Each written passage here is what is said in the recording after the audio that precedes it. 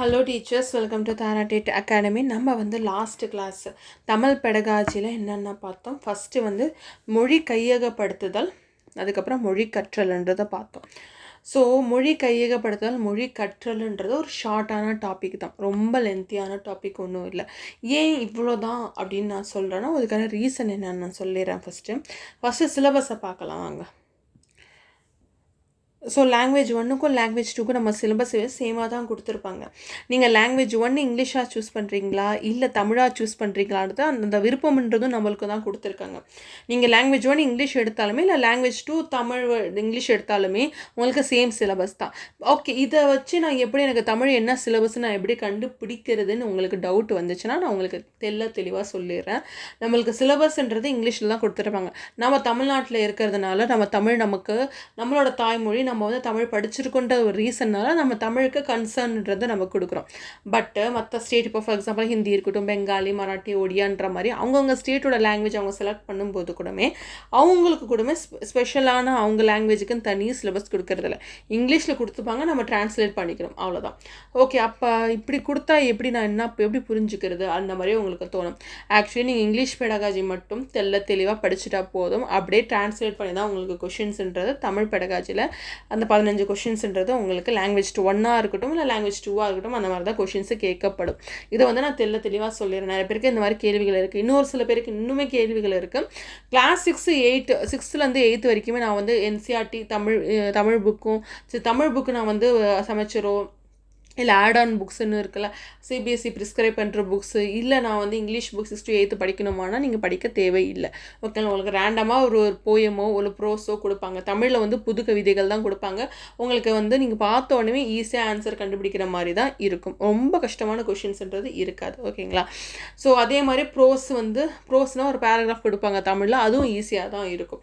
நீங்கள் வந்து ஜஸ்ட் உங்களுக்கு தமிழ் நாலேஜ் இருக்குது, எல்லாருக்குமே தாய்மொழியாக தமிழ் இருக்கிறதுனால எல்லாருமாலும் அந்த அந்த கொஷினுக்கான ஆன்சர் உங்களால் அந்த கொஷினுக்கான சொல்யூஷன்ன்றதை உங்களால் ஆன்சர் பண்ண முடியும். அதே மாதிரி தான் செய்யுள் கூடமே. நம்ம வாலி, வைரமுத்து அவர்களோட பாட்டெலாம் நம்மளுக்கு நல்லா புரியுதுல்ல, அவர் யூஸ் பண்ணுற வேர்ட்ஸ்லாம் நம்மளுக்கு புரியுதுல்ல, அந்த மாதிரி தான் இருக்கும் செய்யுள் கொஷின்ஸ். ஓகேங்களா? ஸோ ரொம்ப டீப்பாலாம் போக மாட்டாங்க. புறநானூறு, அகநானூறு, கம்பராமாயணம் இந்த மாதிரிலாம் போக மாட்டாங்க. ஓகேங்களா? புது கவிதைகள் தான் வரும். ஸோ ஈஸியாக நம்மளால் ஆன்சர் பண்ணுற மாதிரி தான் இருக்கும். தமிழுக்கான உங்களுக்கு ஒரு கிளியரன்ஸ்ன்றது நான் கொடுத்துறேன். இங்கிலீஷ் பெடகாஜிக்கு நான் ஆல்ரெடி கொடுத்துருப்பேன். ஸோ நிறைய வீடியோஸ் போட்டிருப்பேன், உங்களுக்கு கிளாரிஃபிகேஷன்றது கொடுத்துருப்பேன். இது வந்து தமிழ் பெடகாஜி செஷன். ஓகேங்களா? ஸோ அப்போ வந்து நமக்கு தமிழ் பெடகாஜின்னு பார்க்கும்போது லாங்குவேஜ் 1 லாங்குவேஜ் 2. ஓகேங்களா? எல்லாத்துக்கும் ஒரே சிலபஸ் தான், லேர்னிங் அண்ட் அக்வசிஷன் தான். தமிழில் என்ன சொல்கிறது, மொழி கற்றல் மற்றும் மொழி கையகப்படுத்துதல். ஓகேங்களா? ஸோ இது வந்து நம்ம வந்து ஃபஸ்ட்டு கிளாஸ்ன்றது அந்த பேட்சில் ப்ரொவைட் பண்ணிட்டோம், அது கம்ப்ளீட் பண்ணிட்டோம். நெக்ஸ்ட் வந்து பிரின்சிபல்ஸ் ஆஃப் லாங்குவேஜ் டீச்சிங். இது கொஞ்சம் லென்த்தியான டாபிக், இது நம்ம தமிழில் வந்து பார்க்க போகிறோம். ஓகேங்களா? ஸோ உங்களுக்கு ஷார்ட்டாக சொல்லிடுவாங்க. ஸோ நிறைய பேருக்கு தெரியாத விஷயங்கள் நான் சொல்லிடுறேன். நம்ம டார்கெட் பேக்கில் வீக்லி ஷெடியூலுன்றதை ஃபாலோ பண்ணுறோம். ஓகேங்களா? ஒரு எக்ஸாம்பிளுக்காக நான் பேப்பர் 2 மேக்ஸ் அண்ட் சயின்ஸோட டார்கெட் பேட்சோட வீக் 3 ஷெடியூல் நான் எடுத்திருக்கேன். ஸோ இதில் நம்ம வந்து சிடிபி கம்ப்ளீட் பண்ணிட்டோம், வித் டெஸ்ட்டோட ப்ரொவைட் பண்ணிட்டோம். நெக்ஸ்ட் வந்து மேக்ஸ் பெடகாஜியுமே கம்ப்ளீட் பண்ணியாச்சு. ஸோ நெக்ஸ்ட்டு வேறு என்ன இருக்குது, சயின்ஸ் பெடகாஜியும் கம்ப்ளீட் பண்ணி டெஸ்ட்டும் ப்ரொவைட் பண்ணிட்டோம். நெக்ஸ்ட்டு வந்து தமிழ் பெடகாஜியில் இது. ஓகேங்களா? ஒரு ஷார்ட்டான டாபிக் தான், கல்வி கற்றல் மற்றும் கல்வி கலைக்கப்படுதல். ஓகேங்களா? கையகப்படுத்துதல் சொல்லலாம், கலைக்கப்படுதல் கூட சொல்லலாம். இது ரெண்டுமே ஒரே அர்த்தத்தை தான் கொடுக்கும். ஓகேங்களா? இதை நம்ம கம்ப்ளீட் பண்ணுறோம். ஜஸ்ட் ஒரு ஷார்ட்டான டாபிக் தான். ஓகேங்களா? இதை பேஸ் பண்ணி ஒரு 2 கொஷின் வர வாய்ப்புகள் இருக்குது. நெக்ஸ்ட் இப்போ நம்ம பார்க்க போகிறது மொழி கற்பித்தலின் கோட்பாடுகள், பிரின்சிபல்ஸ் ஆஃப் லாங்குவேஜ் டீச்சிங் இங்கிலீஷில் சொல்லுவோம். ஸோ ஓகேங்களா? இதை பார்க்க போகிறோம். ஸோ அதுக்கப்புறம் இந்த இங்கிலீஷ் பெடகாஜியும் நம்ம வந்து கம்ப்ளீட் பண்ணி டெஸ்ட்டும் கொடுத்துட்டோம். ஓகேங்களா? ஓகே, இப்போ டே 1லேருந்து 6 வரைக்கும் நம்ம ரிவைஸ் பண்ணணும். ஸோ டாபிக்ஸ் எல்லாமே நம்ம லேர்ன் பண்ணணும்.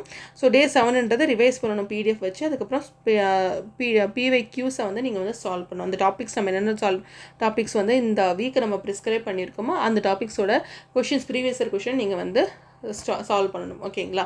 இதுதான் வந்து வீக் 3யோட ஷெடியூல். இப்போ நம்ம பார்க்க போகிறது இந்த மொழி கற்பித்தலின் கோட்பாடுகள் தான் பார்க்க போகிறோம். ஸோ இது வரைக்குமே பேட்ச் பற்றி தெரியாதவங்களுக்கு ஒரு ஷார்ட்டான ரிவ்யூ. ஸோ டார்கெட் பேட்சில் நம்ம வீக்லி ஷெடியூல் ஃபாலோ பண்ணி வீடியோஸ் ப்ளஸ் டெஸ்ட்டுன்ற மாதிரி ப்ரொவைட் பண்ணிகிட்ருப்போம். இது வந்து இந்த 500 rupees பேட்ச்ன்றது வந்து ஸ்டடி மெட்டீரியல் பேட்ச். இதில் வந்து கான்செப்ட் வீடியோஸ், இப்போ வந்து ஒரு சப்ஜெக்டோட chapter wise questions, chapter wise content first வந்து கொடுத்துட்டு அதுக்கப்புறம் பின்னாடி வந்து previous year question, chapter wise கொஷின்ற மாதிரி லைனாக இருக்கும். இது மாதிரி நம்ம வந்து எல்லா சப்ஜெக்ட்டுமே ப்ரொவைட் பண்ணிவிட்டு அதுக்கப்புறம் வந்து previous year question paper with எக்ஸ்ப்ளனேஷனோட ப்ரொவைட் பண்ணிவிட்டு அதுக்கப்புறம் வந்து 150 மார்க்ஸ்க்கான மார்க் டெஸ்ட் 10 ஃபுல் டெஸ்ட்டுன்றதை ப்ரொவைட் பண்ணிவிடுவோம். டெய்லி நம்ம வந்து யூடியூப்பில் போடுற வீடியோஸ் டெஸ்ட்டுன்றது கூட இதில் தான் வந்து ப்ரொவைட் பண்ணுறோம். இது வந்து 500 rupees batch, self preparation batch. ஓகேங்களா?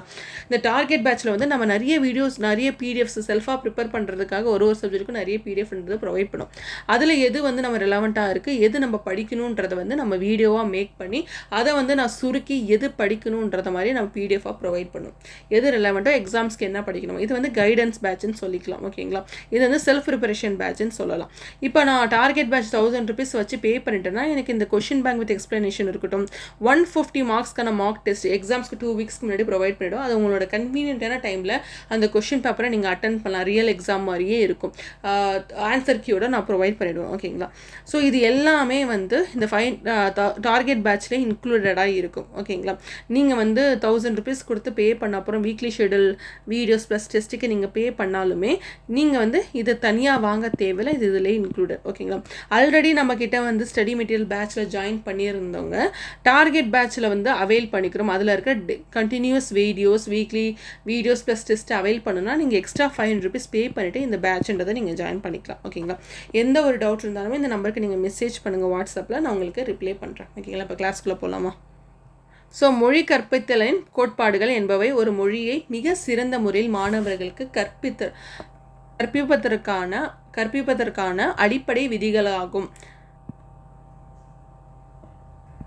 ஸோ மொழி கற்பித்தலின் அடிப்படை கோட்பாடுகள்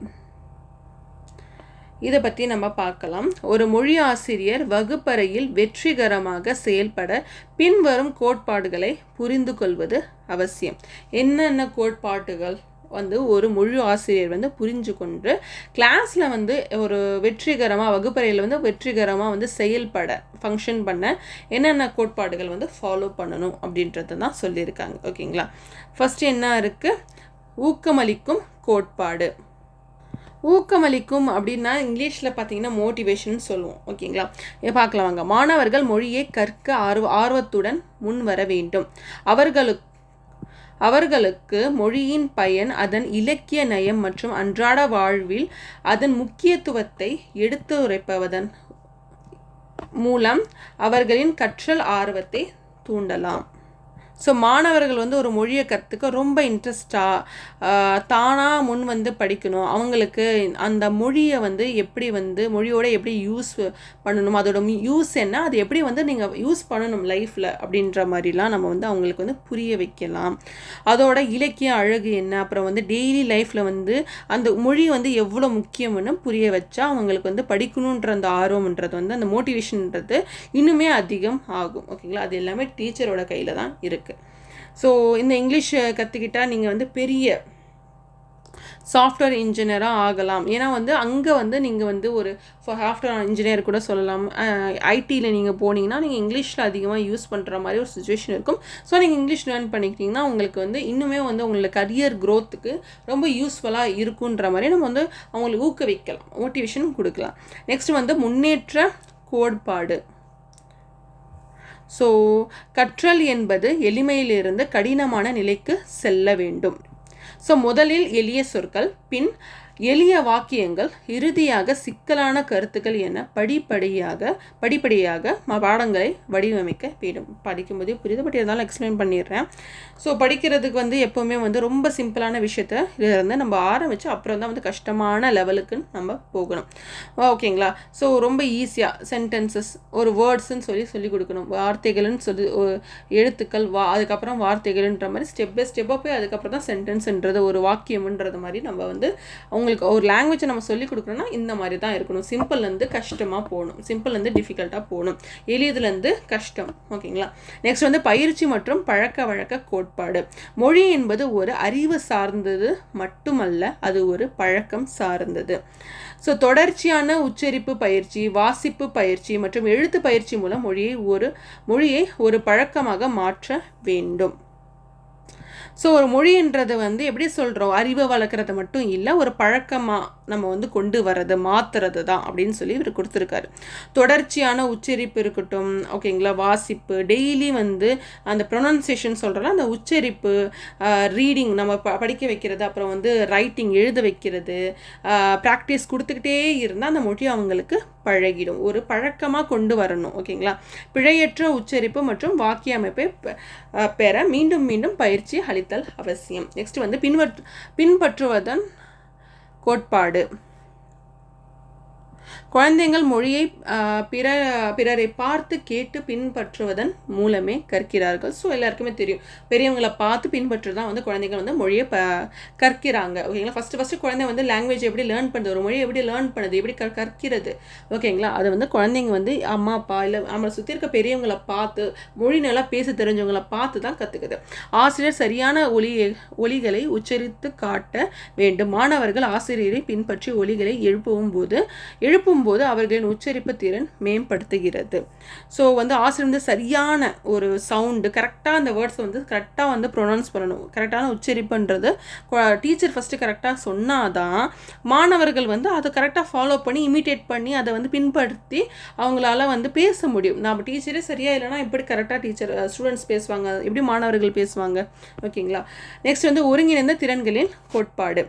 ஸோ மொழி திறன்களை கேட்டல், பேசுதல், படித்தல், எழுதுதல் ஆகிய நான்கையும் தனித்தனியாக பார்க்காமல் அவற்றை ஒருங்கிணைந்தே கற்பிக்க வேண்டும். ஸோ உதாரணமாக ஒரு கதையை படித்துவிட்டு அதை பற்றி விவாதித்தல், பேசுதல், நம்ம பேசுகிறோம், மற்றும் அதன் சுருக்கத்தை எழுத வைக்கிறோம் என இணைத்து கற்பிக்க வேண்டும்.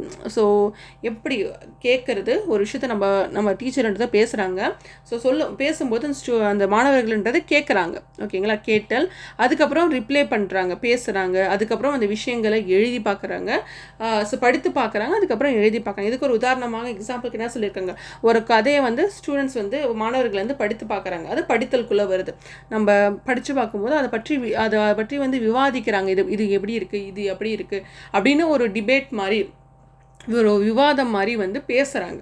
அப்புறம் வந்து அந்த விவாதத்தை வந்து சுருக்கி எழுதி பார்க்குறாங்க. ஸோ இது வந்து படிப்படியாக இருக்கணும், அப்படி ஒருங்கிணைஞ்சு தான் இருக்கணும். ஒரு மொழி கற்றல்ன்றது கேட்டல், பேசுதல், படித்தல், எழுதல்ன்ற ஒருங்கிணைஞ்ச திறனாக தான் இருக்கணும். நெக்ஸ்ட் வந்து வாழ்க்கை சூழலோடு தொடர்பு படுத்தும் கோட்பாடு. இது என்னன்னு பார்க்கலாம். ஸோ கற்பிக்கும் பாடங்கள் மாணவர்களின் அன்றாட வாழ்க்கை அனுபவங்களோடு தொடர்புடையதாக இருக்க வேண்டும். வகுப்பறையில் கற்கப்படும் மொழி வெளியில் அவர்கள் தொடர்பு கொள்ள பயன்படும் வகையில் அமைய வேண்டும். ஸோ என்ன சொல்லலாம், நம்ம வந்து சொல்லித்தர லெசன்ஸ் இருக்கட்டும், அந்த மொழி சம்மந்தப்பட்ட எல்லாமே வந்து ஸ்டூடெண்ட் வந்து டெய்லி லைஃப்பில் வந்து எக்ஸ்பீரியன்ஸ் பண்ணுறதை அனுபவித்து அந்த வார்த்தைகள்லாம் லைஃப்பில் யூஸ் பண்ணுற மாதிரி இருக்கணும். ஓகேங்களா. அதை தொடர்புடையதாக இருக்கணும். ஓகேங்களா. ஒரு மொழின்றது கிளாஸில் என்ன சொல்லி கொடுக்குறோமோ அதை ரியல் லைஃப்பில் அங்கே வந்து பேசுகிற லெவலுக்கு தான் நம்ம வந்து ஒருங்கிணைஞ்சு ரிலேட் பண்ணி நம்ம கொடுக்கணும். தேர்வு மற்றும் வகைப்படுத்துதல் கோட்பாடு.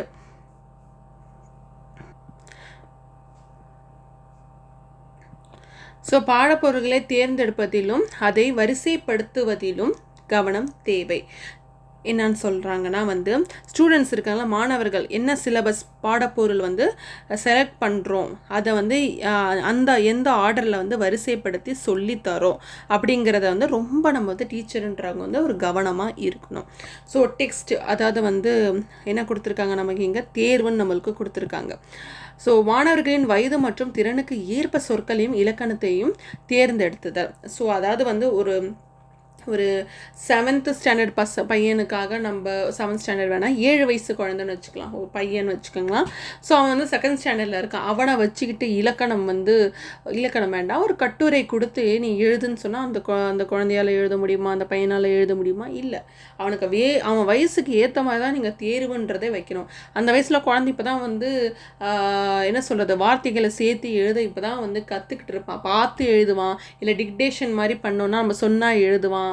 சின்ன சின்ன வார்த்தைகள் அவன் வந்து எழுத ஆரம்பிப்பான். கல், பல்லு, என்ன சொல்கிறது, காரு, இதை நான் இங்கிலீஷ் வார்த்தை சொல்லிட்டேன்னா தமிழில் என்ன சொல்லலாம், சட்டை, பை, அந்த மாதிரி வார்த்தைகள்லாம் எழுத ஆரம்பிப்பேன். 7 வயசு குழந்தைகிட்ட கூட நம்ம குழந்தைகிட்ட போய் கட்டுரை எழுத நம்ம சொல்ல முடியுமா, அந்த வயசுக்கு ஏற்ற மாதிரி தான் நம்ம கொடுக்கணும்.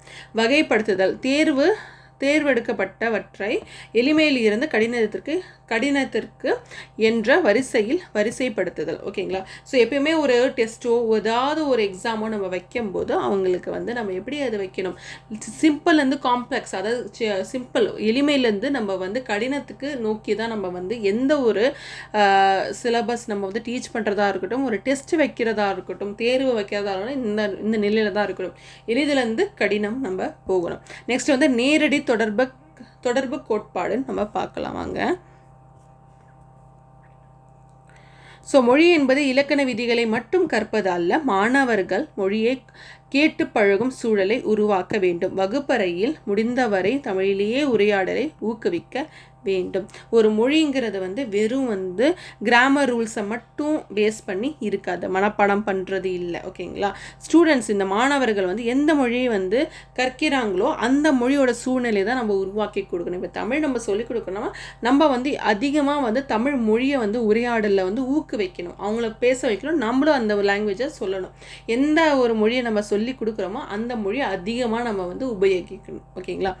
ஆசிரியர்களுக்கான ஒரு முக்கிய குறிப்பு, என்ன முக்கிய குறிப்புனா வந்து படைப்பாற்றல், அதாவது மாணவர்களின் கற்பனை திறன் மற்றும் படைப்பாற்றலை வளர்க்கும் வகையில் பயிற்சிகள் வந்து அமைதல் வேண்டும். ஏன் அப்படின்றத நம்ம பார்க்கலாம். ஏன்னா வந்து மாணவர்கள் கற்பனை திறனையும் அப்புறம் வந்து அவங்களோட க்ரியேட்டிவிட்டின்னு சொல்லுவோம், படைப்பாற்றல், அதை வந்து இம்ப்ரூவ் பண்ணது, அதை வந்து இன்னும் மேம்படுத்த வந்து நம்ம பண்ணுற எல்லா ஒரு ஆக்டிவிட்டீஸ், கிளாஸில் செய்கிற எல்லா ஒரு செயல்கள் எல்லாமே அதை பேஸ் பண்ணி தான் இருக்கணும். ஒரு மொழியை சொல்லிக் கொடுக்குறதுனா கூட மனப்பாடம் பண்ண வைக்கக்கூடாது. ஒரு தமிழோ இல்லை இங்கிலீஷோ அவங்க லேர்ன் பண்ணுறாங்க, ஆஸ் அ செகண்ட் லாங்குவேஜாக 2வது மொழியாக அவங்க கற்கிறாங்க. ஸ்கூலில் வந்து ஃபார்மலாக நம்ம வந்து ஒரு பிளான் போட்டு நம்ம சொல்லி கொடுத்தாலுமே மனப்படாமன்றது இருக்கக்கூடாது. அவங்க படைப்பாற்றலாக இருக்கும். படைப்பாற்றலாம் என்ன, எக்ஸாம்பிளுக்கு ஒரு வார்த்தை கொடுத்துட்டா இதை வச்சு நீ சென்டென்ஸ் மேக் பண்ணு, அவங்களுக்கு க்ரியேட்டிவாக யூஸ் பண்ண வைக்கிறது. ஓகேங்களா. நெக்ஸ்ட் வந்து பகுப்பாய்வு, ஒரே மாதிரியான கற்பித்தல் முறையை தவிர்க்க வேண்டும். மாணவர்களின் தனிப்பட்ட வேறுபாடுகளை அறிந்து அதற்கேற்ப கற்பித்தல் உத்திகளை மாற்றிக்கொள்ள வேண்டும். ஸோ என்னன்னா வந்து எப்பயுமே ஒரே மாதிரி போர் அடிக்கிற மெத்தடில் கிளாஸ் எடுக்கக்கூடாது. நான் சொல்லுவேன் அப்படியே நீ கேட்டுக்கோ, அப்படியே நீ பேச, அந்த மாதிரி இருக்கக்கூடாது. நிறைய ஆக்டிவிட்டீஸ் மூலிமா, இப்போ வந்து ஒரு பந்து வந்து தூக்கி போட்டால் நீ வந்து ஒரு புது வார்த்தை சொல்லணும், அந்த வார்த்தைக்கு சம்மந்தப்பட்டது நீ வந்து நான் யார் பந்து தூக்கி போடுறோன்னா நீ அப்படி சொல்லணுன்ற மாதிரி ஒரு க்ரியேட்டிவாக ஒரு கேம் மூலிமா ரொம்ப இன்ட்ரெஸ்டிங்காக நம்ம வந்து கொண்டு போகலாம். ஓகேங்களா. குறைதீர் கற்பித்தல், மாணவர்களின் தவறுகளை கண்டறிந்து அதற்கான காரணத்தை விளக்கி அன்பான வழிகாட்டுதல் மூலம் திருத்துதல். ஸோ வந்து இது வந்து ரெமிடியல் டீச்சிங்னு சொல்லி இங்கிலீஷில் வரும்.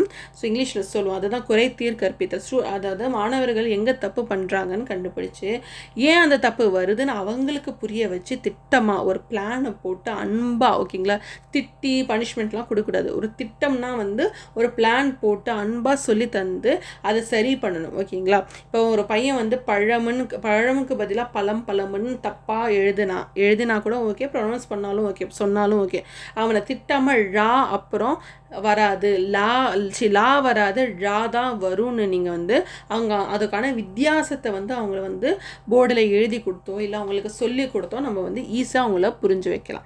ஸோ நெக்ஸ்ட்டு வந்து நம்மளுக்கு வந்து இதோட முடிஞ்சிடும். ஆக்சுவலி ரொம்ப ஈஸியான டாபிக் தமிழ் பெடகாஜியில். ஆக்சுவலி ரொம்ப சிம்பிளானது தான். இங்கிலீஷ் பெடகாஜி புரிஞ்சுக்கிட்டிங்கன்னா தமிழ் பெடகாஜி புரிஞ்சுக்கலாம். ஸோ நம்ம ஃபர்ஸ்ட் கிளாஸில் வந்து மொழி கையகப்படுத்துதல் மற்றும் மொழி கற்றலுக்கான பற்றி நம்ம பார்த்தோம். அதோட வித்தியாசம்ன்றதை நம்ம பின்னாடி வச்சுருக்கோம், அதை சொல்லிடலாம். ஓகேங்களா. ஸோ அது இங்கிலீஷில் சொல்லணும்னா மொழி கையகப்படுத்துதல்னு சொல்லலாம், கலக்கப்படுத்துதல் கூட சொல்லலாம். ஓகேங்களா? இந்த கையகப்படுத்துதலுக்கான அர்த்தம் இங்கிலீஷில் என்ன சொல்லணும்னா லாங்குவேஜ் அக்வசிஷன் சொல்லுவோம், மொழி கற்றல்னா லாங்குவேஜ் லேர்னிங்னு சொல்லலாம். இது வந்து தனிச்சையானது, இயல்பானது, அதாவது வந்து நேச்சுரலானது. ஓகேங்களா? ஸோ இது வந்து சப்கான்ஷியஸில் இருக்குது அப்படின்றத நம்ம இங்கிலீஷில் சொல்லுவோம், அதாவது ஆழ்மனது அப்படின்னு சொல்லுவோம். ஸோ இது தனிச்சையானதுன்னா வந்து நேச்சுரலாக ஆட்டோமேட்டிக்காக நடக்கிறது அப்படின்றதான் இதுக்குள்ளே வரும். தனிச்சையானது, இயல்பானது. ஸோ மொழி கற்றல்ன்றது முறையானது, முறை மூலயமா வந்து கிளாஸில் நவுன்னா என்ன, சப்ஜெக்ட்னா என்ன, ஸோ நவுனுக்கு அப்புறம் அட்ஜெக்டிவ் வரும், இந்த மாதிரி ஒரு பேட்டர்னோட சொல்லி கொடுக்குறது. இதே தமிழ் இலக்கணம் கூட அப்படி சொல்லி கொடுக்குறது. திட்டமிட்டு நம்ம வந்து குழந்தைங்களுக்கு தான் புரிய வைக்கணும்னு திட்டமிட்டு பண்ணுறது தான் வந்து மொழி கற்றல்ன்றது. தான் லாங்குவேஜ் இல்லைன்னா இது லாங்குவேஜ் அக்வசிஷன்ன்றது. நம்ம இங்கிலீஷில் பார்த்தாலும் அதை பேஸ் பண்ணி தான் அதை படிக்கணும், ஒன்றும் புதுசு இல்லை. ஓகேங்களா?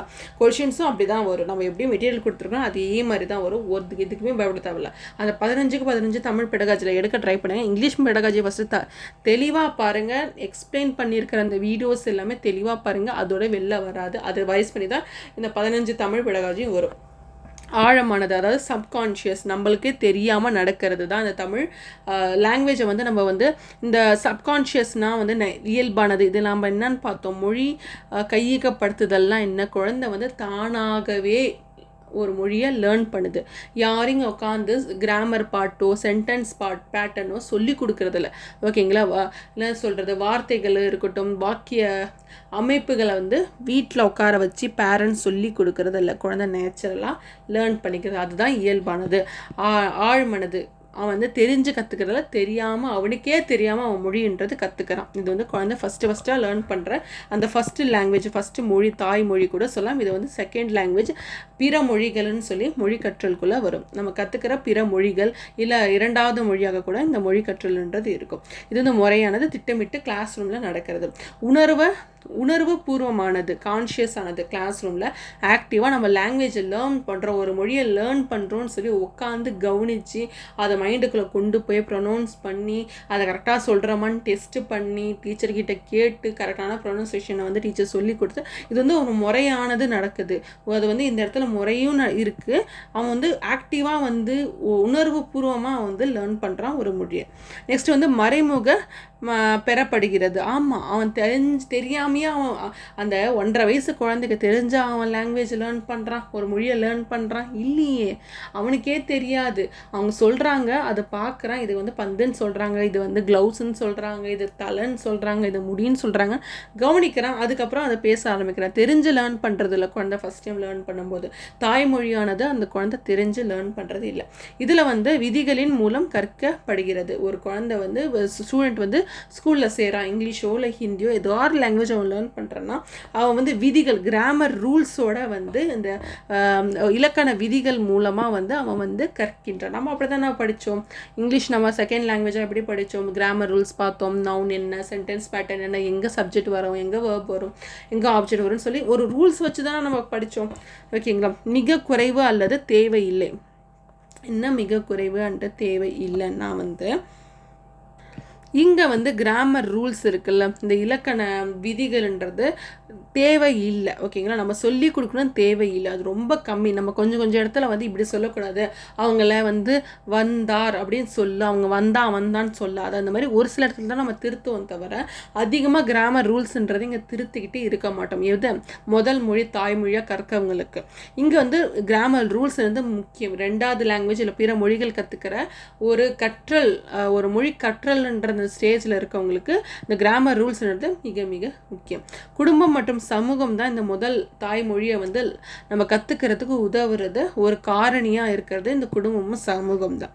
இங்கே பார்த்தீங்கன்னா வகுப்பறை, அப்புறம் கல்வி நிலையம், அதாவது ஸ்கூல் இன்ஸ்டிடியூஷன்ஸ் எல்லாமே. ஓகேங்களா? நெக்ஸ்ட் வந்து கற்பித்தல் அணுகுமுறைக்கான முக்கிய குறிப்புகள், அதாவது பெடகாஜிக்கல் நோட்ஸ்ன்னு சொல்லுவோம். இயல்பான சூழலை உருவாக்குதல். 2ஆம் மொழியை கற்பிக்கும் போது வகுப்பறையை வெறும் புத்தக அறிவாக மற்றும் வைக்காமல் கதைகள், பாடல்கள் மற்றும் நாடகங்கள் மூலம் இயல்பான சூழலை உருவாக்க வேண்டும்.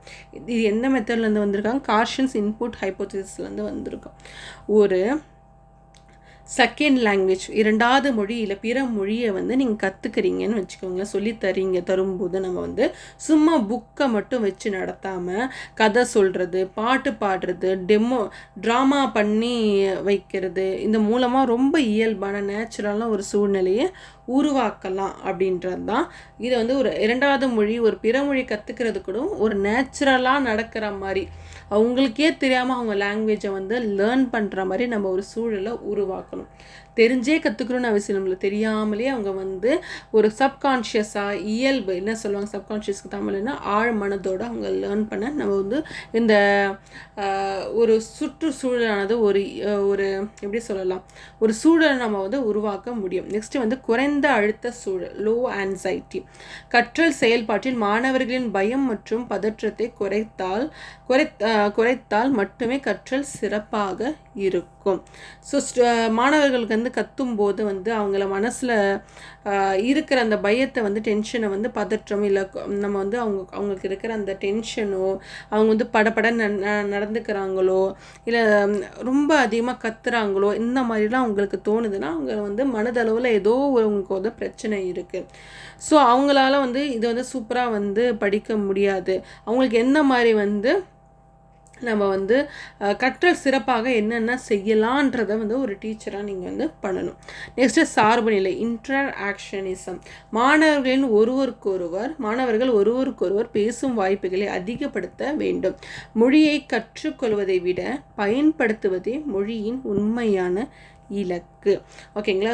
மாணவர்கள் வந்து தங்களுக்குள்ளே பேசி பழகிறதுக்கான சான்ஸை நம்ம வந்து அந்த வாய்ப்புகளை வந்து அதிகமாக்கி தரணும்.